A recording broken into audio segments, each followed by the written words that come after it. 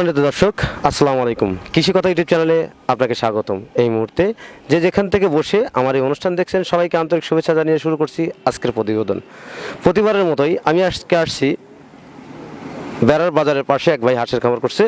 তিনার এখানে কী জাতের হাঁস আছে, আসলে তিনি খামারটা কীভাবে পরিচালনা করবেন,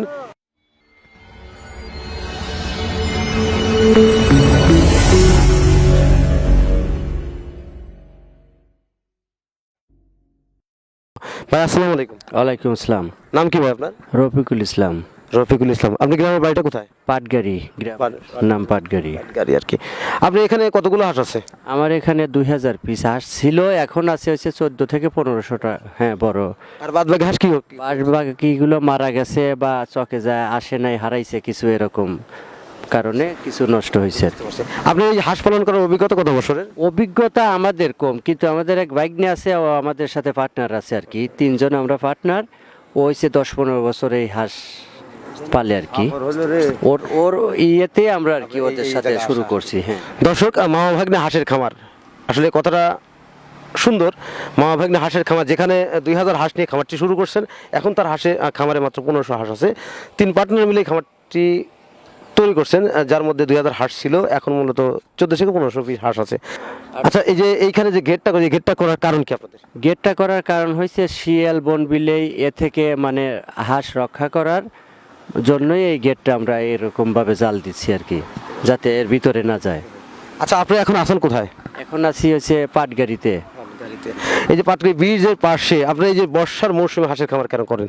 বর্ষার মৌসুমে হাঁসের খামার করার উদ্দেশ্য হয়েছে মানে পানি খুব কাছাকাছি থাকে, মানে দূর ওই খাবারও থাকে, এবং ওই এখান থেকে দেখা যায় যে অল্প সময়ের ভিতরে পানিতে যায়, আবার এখানে পানির পাশে হয়েছে খামারটা থাকে, এখানে উঠে তাড়াতাড়ি আসতে পারে। দেখ, আপনার তো পূর্বে কোনো অভিজ্ঞতা ছিল না, আপনার ভাগ্নের অভিজ্ঞতা আছে, সেই অভিজ্ঞতার আলোকে আপনি খামারটি শুরু করছেন। আপনি কি মনে করেন এই হাঁস পালনকে আপনি লাভবান হতে পারবেন? এখন যদি এভাবে হাঁস বাইসে থাকে, খাবার যতই লাগুক, আমাদের কষ্ট হচ্ছে খাবার দিতে, তারপরেও যদি বাঁচা রাখতে পারি, হয়তো বা এটা বাকিটা আল্লাহর ইচ্ছা, যে কতটা বাইসে থাকবে, বাইসে থাকার উপরে নির্ভর করবে। এখন এই জিনিসটা হচ্ছে এই আমরা একবার যদি ডিম না খাইতে পারি, আমরা বুঝতে পারবো না যে বিষয়টা আসলে কোন জায়গায় যা দাঁড়াবে।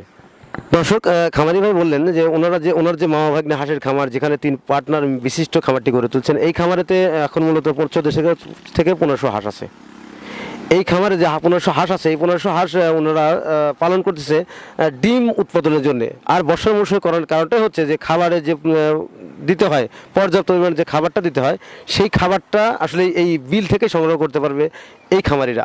আর তারপরে ওনাদের যে এখন যে লকডাউনের যে সময় প্রেক্ষিতে এই অবস্থাতে তারা কেমন আছে সেটা জানবো। ভাই, এখন তো লকডাউন, আপনারা এই লকডাউনেতে হাঁসের খামার করলেন, মানুষের তো আসলে জীবনযাত্রা মানে কত কষ্টকর, আপনারা তার মধ্যে হাঁসের খামার করলেন। আমরা করছি আসলেও লকডাউনে তো অনেক মানুষেরই কষ্ট, কর্ম সবারই, মানে অর্ধেক মানুষের নাই এ দেশের। আমরা এ নিয়ে কিছু টাকা ইনভেস্ট করে যাতে এ নিয়ে চলতে পারি, একটা আশাবাদী আমরা আর কি।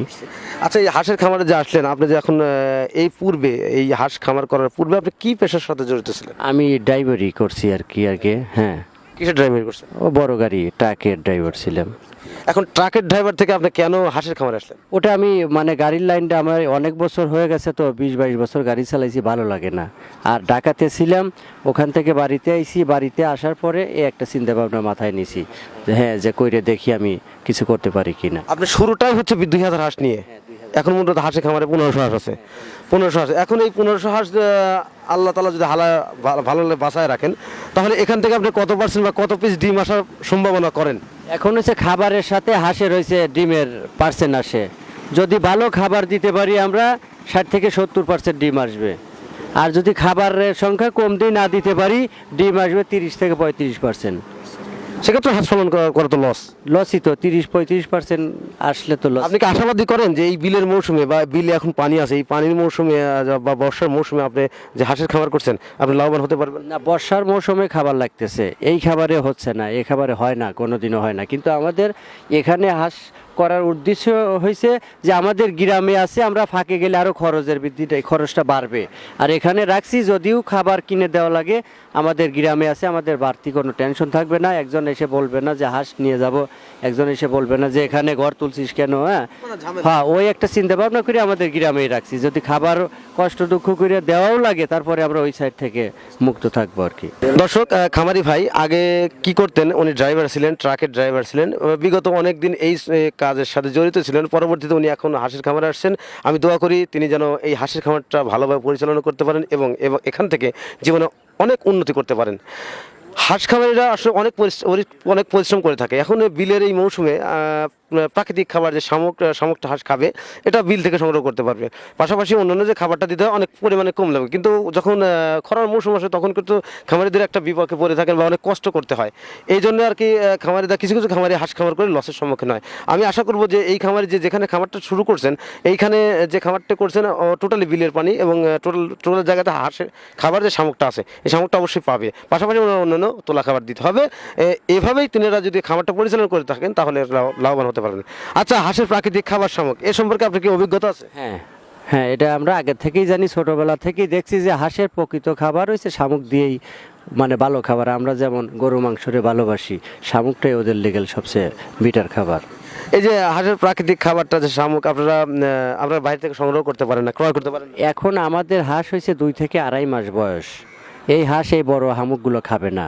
হামুক, হ্যাঁ, ছোট যেটা এটা এখনো খাবে না, আরও 15 দিন 20 দিন লাগবে। আমাদের মাথার ভিতরে আছে যে আমরা 20-25 দিন পরে এই বাহির থেকে শামুকগুলো সংগ্রহ করব। আমার জানার মতে যে বাগাবাড়ি আপনাদের পাশেই, তো এখানে শামুক বিক্রি হয়, গাড়ি বিক্রি। কেবল আমি মাত্র আমার অর্ডার ছিল 1 গাড়ি মাল আমি ঢাকাতে পাঠালাম। তো আপনারা শামুকটা খাওয়ান, আমার মনে হয় যে আপনার লাভ হবে আমার জানার মতে আর কি। মানে শামুকের রয়েছে একটু দাম কম হবে। 1 বস্তা ভুট্টা, 1 মন ভুট্টা 1100 টাকা করে আমরা কিনা লাগতেছে। আর হয়েছে 1 মন ভুট্টা সকালবেলা দিলে এদের কিছুই হয় না, হাফ খাবার হয়। তো আপনার এই যে এই মৌসুমে যে খামারটা শুরু করছেন, আপনার অভিজ্ঞতা থেকে আসলে আমার তরফ থেকে আমি দোয়া করি যে আপনি যেন হাঁসের খামার করে অবশ্যই লাভবান হতে পারেন। এবং এইখানে যে আপনার 1500 হাঁস আছে, এখান থেকে যদি আপনি 70-80% ডিম পান তাহলে 100% লাভবান হতে পারবেন। তারপরে আপনি আবদ্ধ অবস্থায় খোলা বিলে তো পালন করছেন, অবশ্যই আপনি লাভবান হতে পারেন। দর্শক, আজ এ পর্যন্ত দেখা হবে পরবর্তী ভিডিওতে। ততদিনে ভালো থাকেন, সুস্থ থাকেন। আল্লাহ হাফেজ, ধন্যবাদ।